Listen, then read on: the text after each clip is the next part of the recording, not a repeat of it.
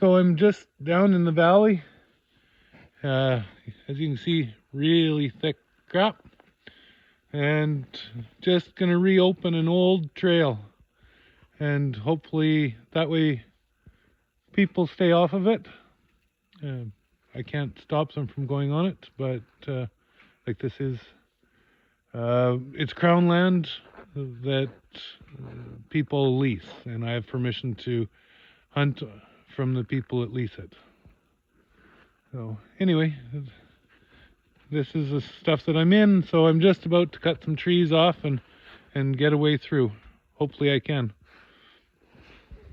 So I'm just going to take you for a little walk on the trail that I've been working on. I've probably got, I don't know, about a quarter of a mile down it. It obviously hasn't been used in, quite a few years. There is a lot of deadfall over it, but the trail is still very obvious. So it's actually absolutely perfect for the kind of trapping that I'm wanting to do. In the next few days, I'm going to be putting out as many marten fisher boxes as I have, and I'm going to be making a bunch more. And this is absolutely perfect for coyotes. And down in the Assiniboine here, this is where the wolves are. But I do have to get it opened up wide enough that I can get down here with the snow machine. I think I might unhook. Oh, I can't do that either. I was going to say I was going to unhook the sled and drag my bait up here. I might just have to drag it by hand in a ways. Nice little spring there.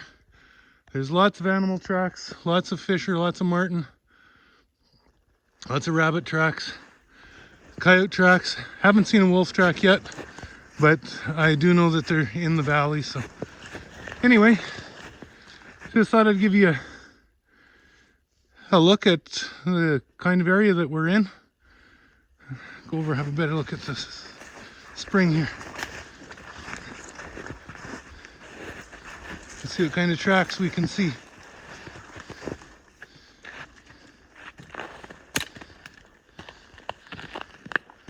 Boy, nothing real fresh of any description.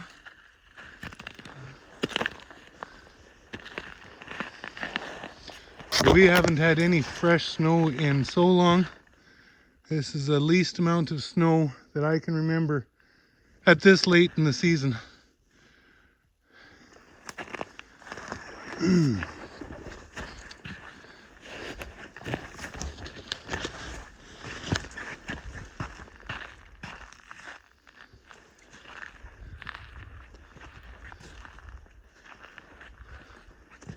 Well, looks like this is where the water runs out.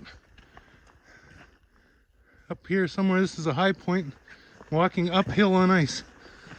It's kind of cool.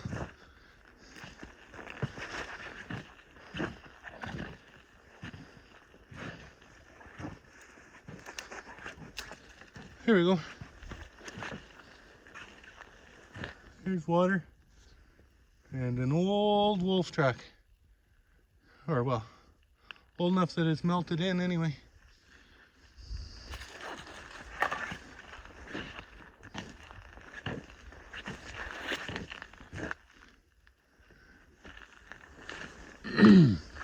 Okay, talk to you a little later.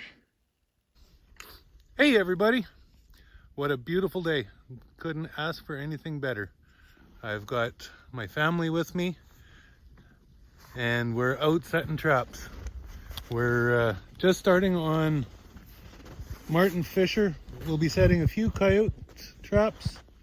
So yeah, we're just at the first location that I'm going to set at.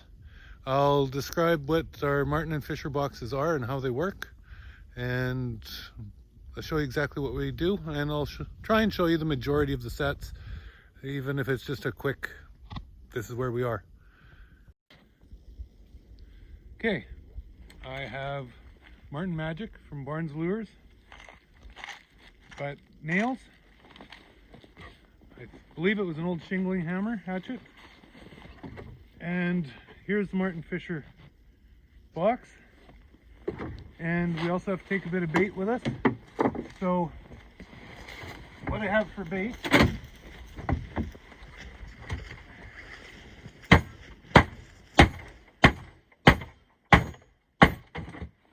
is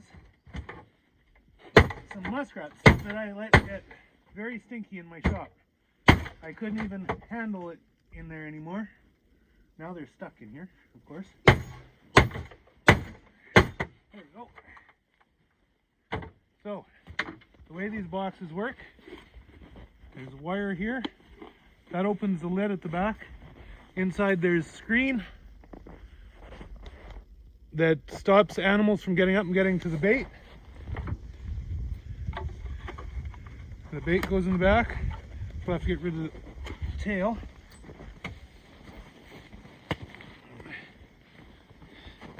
There.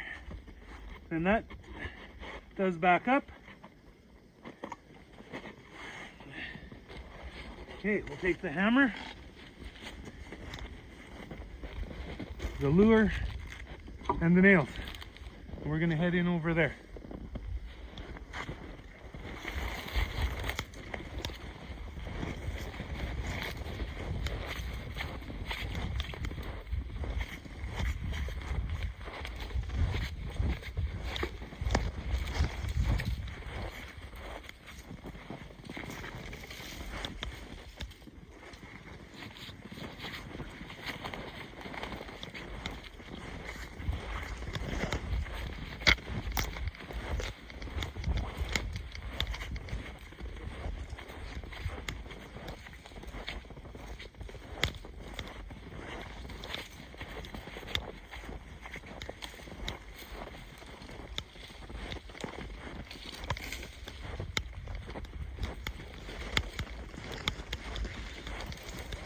Okay, got a nice leaning tree here.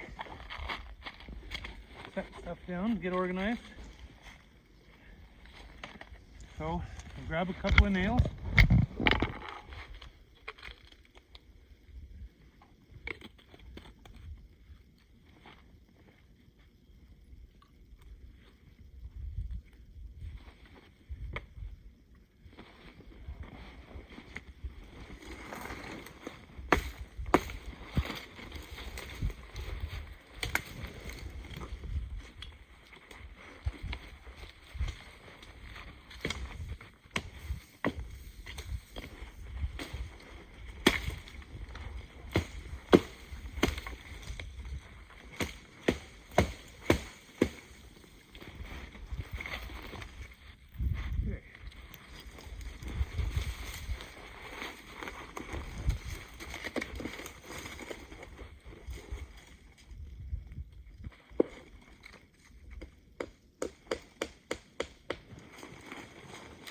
So the box is designed so that it's got a keyhole for where you put it on the nail at the top.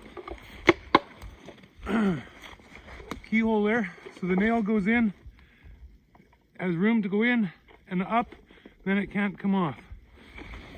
We're gonna put it on there. Pull it down so it can't come off. Take the second nail, put it in on a bit of an angle, just far enough, and then we're going to bend it back down.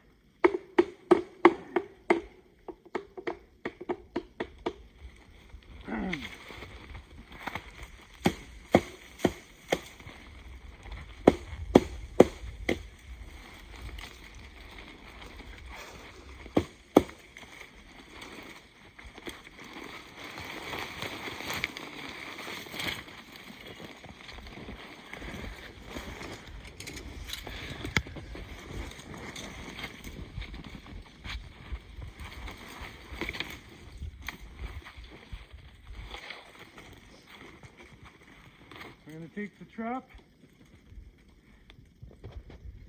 This is a trigger system.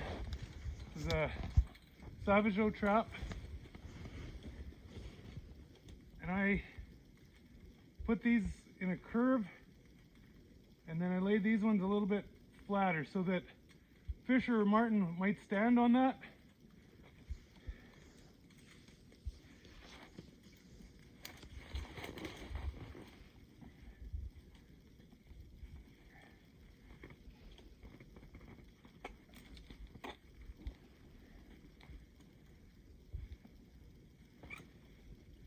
These are strong traps.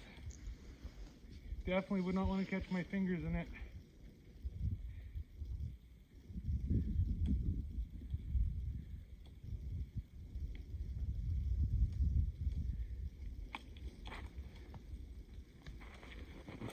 So I'm going to make sure I've got my safeties on good here. Then I'm going to readjust the trigger a little bit. Bend these down just a little bit more.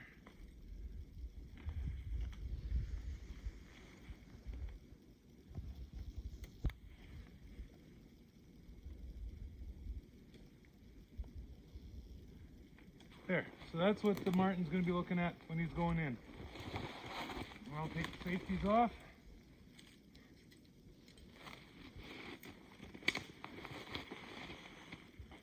Again, and then I push down on the spring so it leaves room for the dog to open once they've got it in place. That pushes the trap to the top and lets it so it won't fall out. We've also drilled holes in here that we can take a stick and put through it, and that way the trap absolutely cannot come out.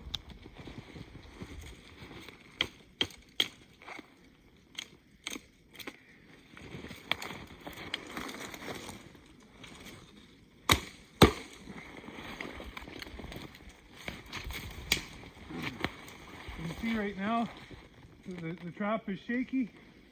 I didn't have it in there tight enough. So with this stick in here, it absolutely can't come out.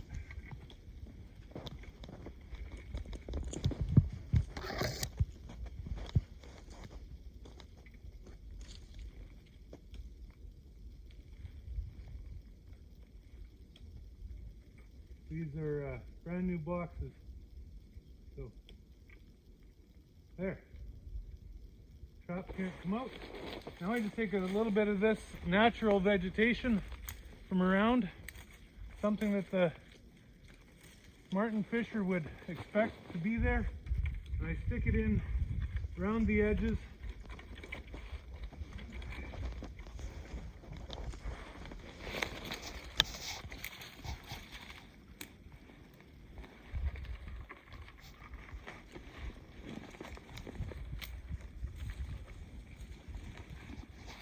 So typically martin and fisher are more in like spruce forests and pine and stuff like that.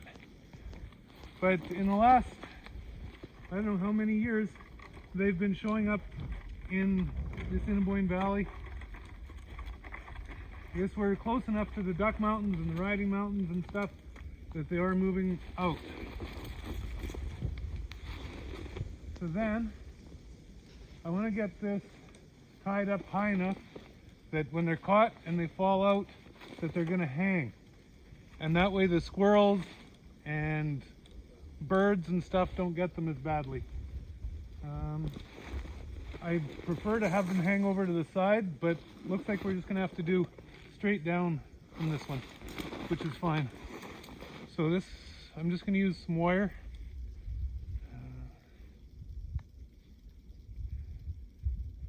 If I can find the end of it. There we go.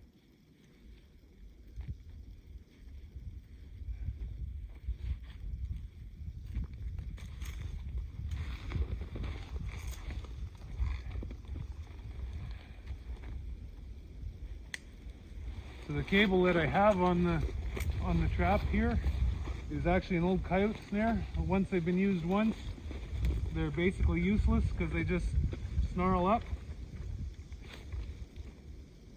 But they work as a nice safety. I should have brought some staples along and some carabiners and made it just quick clips, but this will work as well. So now the last thing that we have to do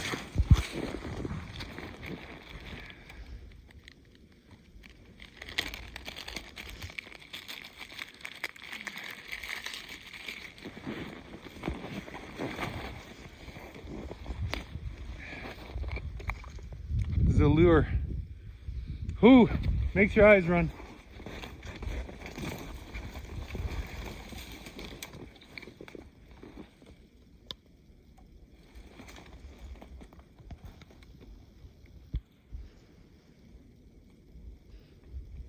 There we go. Okay. Smells like skunk. That's Martin Fisher set number 1. See you down the line.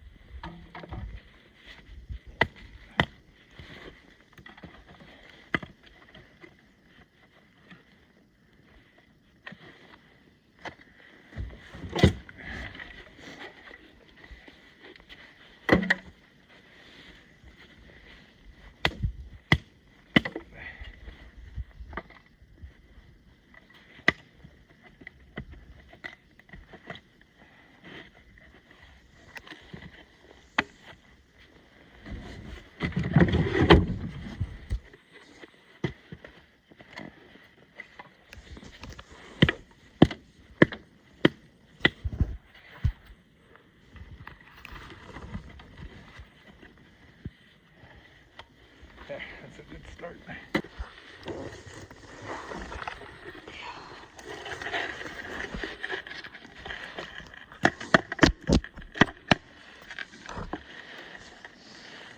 And the nail in the bottom on an angle just so that it holds the box on. And then in the spring when we want to come and get rid of these, or later in the season, all we have to do is bring a claw hammer and pull that nail out.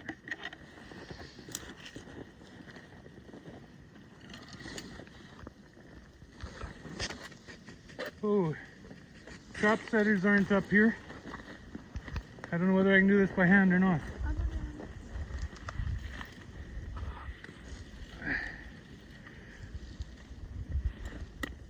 Got one spring.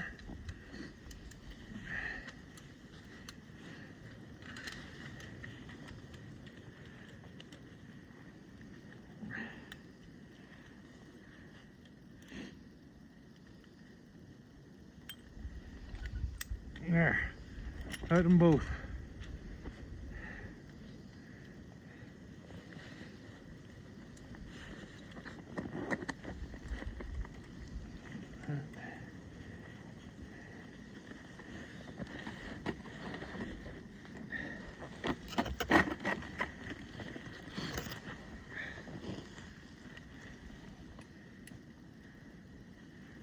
There.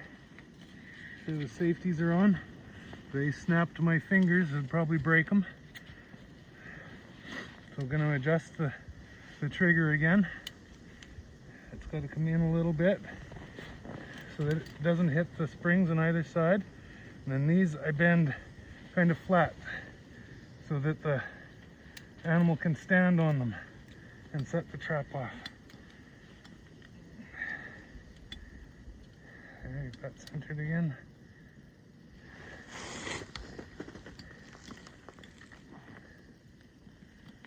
So there, that's what the Martin and Fisher are looking at when they're coming in. Take the safeties off now that I'm ready to put the trap in.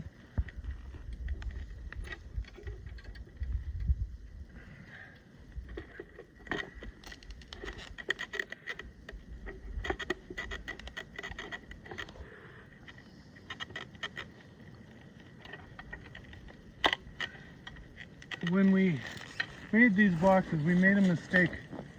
These holes here, where I put the stick through, we've made them too low for this style of trap, and it would hit this dog. So on this one I have to leave it without the stick through. So then I just use the spring pressure by pushing down. It pushes up on the top of the trap, and the trap is stuck there. So now we're just going to wire it to the bottom of the tree. When it catches and comes out, the animal falls down. That way the mice and squirrels and stuff can't chew on it.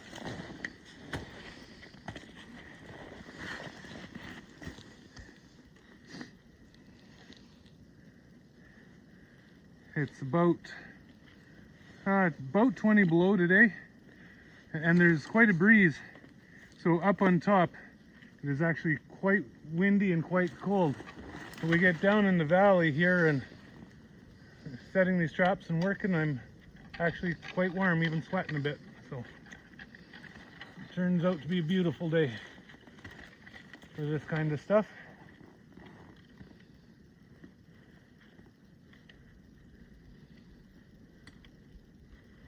There, and I'll just leave enough wire to make sure that it can fall out of there.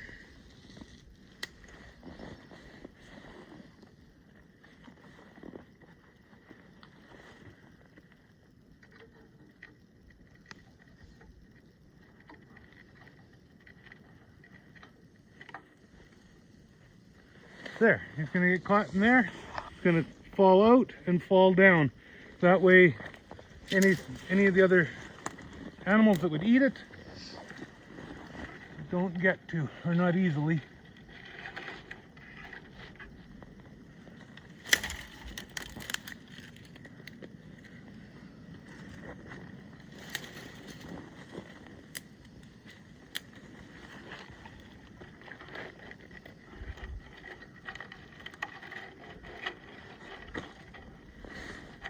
There. I was trying to make it look a little bit natural. And now, there's the bait, or the lure.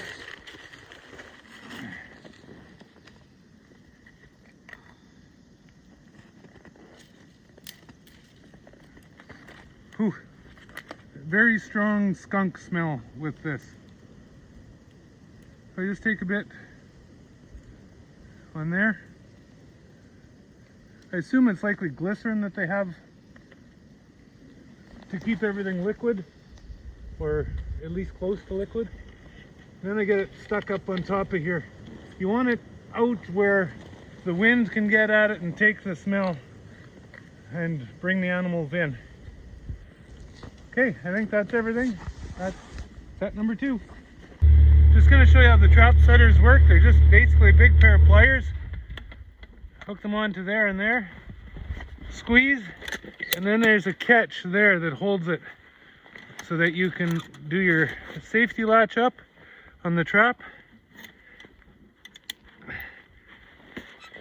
and then just squeeze and pull them apart a little bit, and then that allows that to open. I'll just show you that once more. This goes onto the edge. Oops. Then squeeze it together. These trap setters are for the big traps, the 330, but they work really nice for these ones too. So now just release it.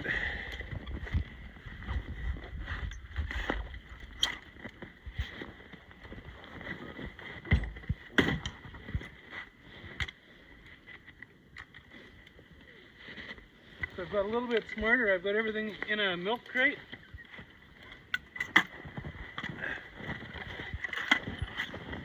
There's a leaning log over here.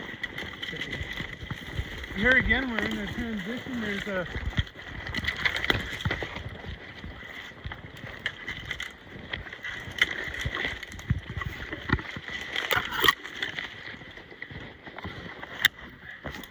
some really high hogsback hills over there, and then lots of brush, and then off to our left there's a slough.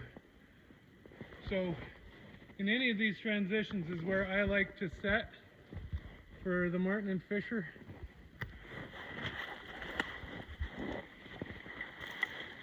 Okay, so we'll do this once more real quick. Show you a complete step. Got the snow off.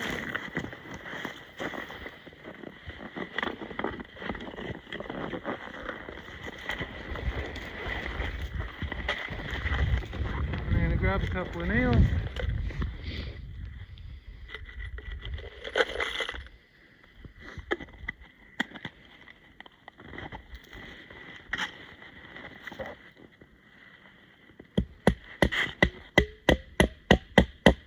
Leave it sticking out a little bit so that the keyhole fits onto the nail. Then pull it down so that it's in the top of the slot. Put this one in at an angle so that the box can't come off. Bend it down a bit so that in the spring we can just bend that back up and pull the box off.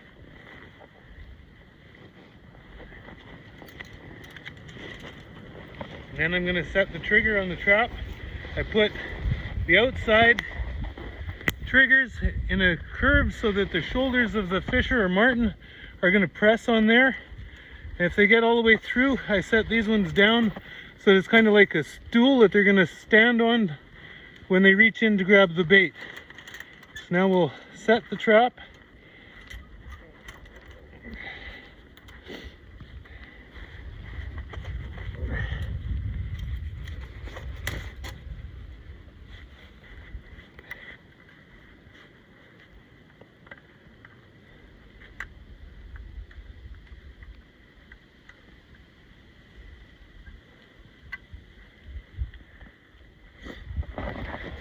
So they would go in and hopefully their shoulders hit on this. If they go in farther, they're going to step on those ones. So now we'll take the safeties off, set the traps in. They slide in nice like that.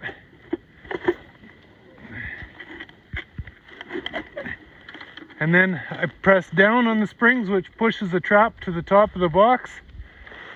Leaves enough room for the dog here to go down when they press that. So now we just need wire around the tree.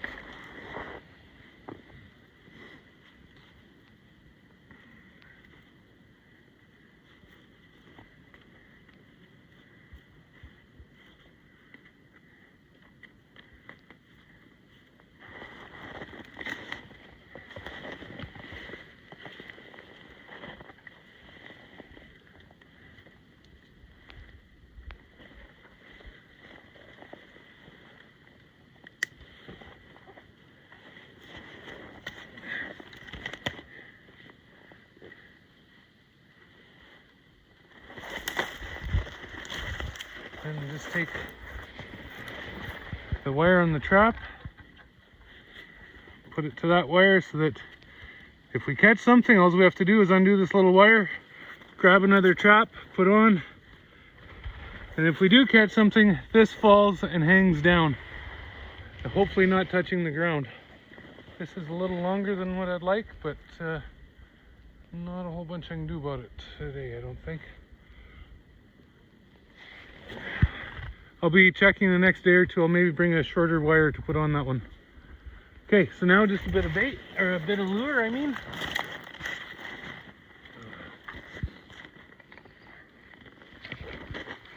Put it up here.